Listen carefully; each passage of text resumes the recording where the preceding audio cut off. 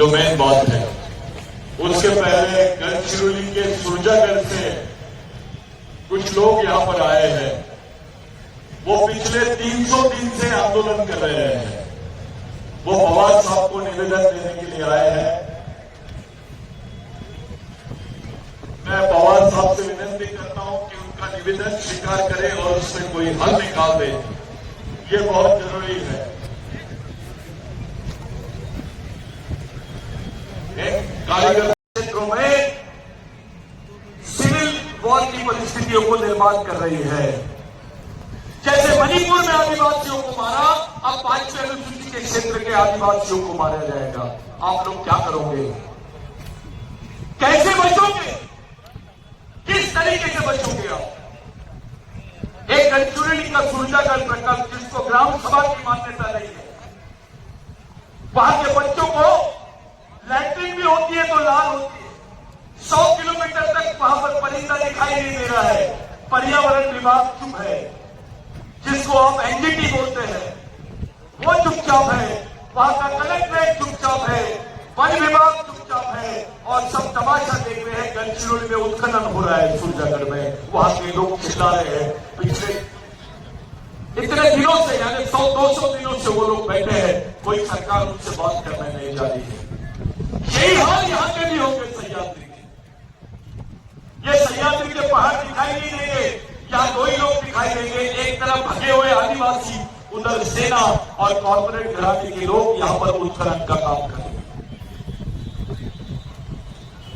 अरे पुलिस थी तब आप लड़ नहीं सके, मिलिट्री रहेगी तो कैसे लड़ोगे? ये बताइए,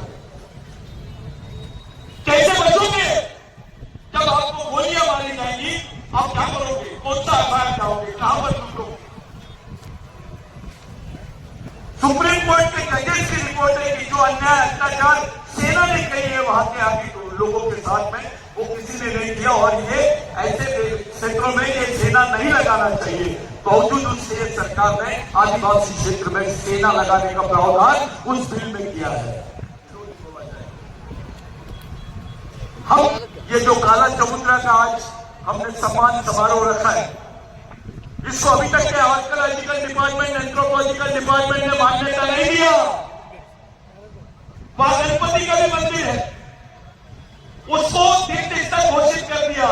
लेकिन जहां शिवाजी महाराज पैदा हुए हैं, इसको तीर्थ स्थल घोषित नहीं किया गया है। वहां गणपति का मंदिर है, वो तीर्थ स्थल घोषित हुआ है। लेकिन इस जमीन पे तो शिवाजी महाराज का जन्म हुआ है, उसके बारे में क्या अभी तक क्या उसमें आर्कियोलॉजिकल डिपार्टमेंट कुछ नहीं बोलता है, एंथ्रोपोलॉजिकल डिपार्टमेंट कुछ नहीं बोल रहा है। अरे ये तो बहुत बड़ी विरासत है, ये तो राष्ट्रीय स्मारक है हमारे लिए।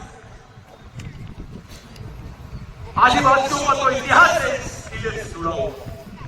साथियों, काला चबूतरा को मान्यता देना यानी आदिवासियों के उस जमीन पर अस्तित्व को मान्यता देना है। और जो आदिवासी विरोधी लोग हैं वो आपको कभी मान्यता नहीं देंगे। वो नहीं चाहेंगे कि शिवाजी महाराज का संबंध आदिवासियों के साथ जो था उसका खुलासा हो जाए। ये लोग आदिवासी का राजा बोलते हैं शिवाजी महाराज को, हम बोलते हैं वो आदिवासी राजा था।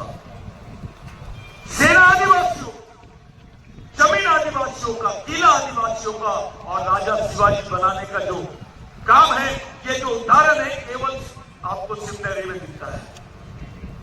आदिवासियों की सेना, आदिवासियों का क्षेत्र, और शिवाजी महाराज को हमने अपना राजा माना है। उससे पहले जिंजाओं को अपना माना है। ये आदिवासी संस्कृति की विशेषता है। हम लोग महिलाओं को ज्यादा स्थान देते हैं, नहीं तो शिवाजी महाराज के पिताजी का देहांत होने के बाद उसको तो ये लोग सती करने के मूड में थे, लेकिन आदिवासियों की वजह से उसको यहां पर राज्य दिया गया। उनके हाथ में, जिजाऊ के हाथ में पूरी सत्ता सौंपी गई। इसका केवल विरोध आदिवासियों ने किया। चाहे राज्याभिषेक का मामला हो शिवाजी महाराज, तो राज्याभिषेक जो ब्राह्मणों ने पहले किया, उससे पहले शिवाजी महाराज ने आदिवासी पद्धति से उनका राज्याभिषेक हुआ है। इसका उल्लेख आपको मिलता है। उनको पता रहने के बाद भी उन्होंने दोबारा राज्याभिषेक किया, क्योंकि वो डर गए कि शिवाजी महाराज की जो व्यवस्था है, यहाँ पर जो मनुवादी व्यवस्था है वो खत्म हो जाएगी, उसका अस्तित्व खत्म हो जाएगा। इसलिए शिवाजी महाराज का फिर से इन्होंने ब्राह्मणवादी पद्धति से राज्याभिषेक कराया। ये मैं इसलिए बता रहा हूं क्योंकि हमको मालूम होना चाहिए कि मामला कहां जा रहा है। आदिवासियों का जो समर्थन शिवाजी महाराज के प्रति था, संभाजी महाराज के प्रति था, वो छुपाया गया है। इतिहास में जिन्होंने शिवाजी महाराज के लिए कुछ नहीं किया उनके नाम है, लेकिन जिन्होंने उन पर अपना सर्वस्व न्यौछावर कर दिया उनका कोई नाम नहीं दिखाई देता है। हमारा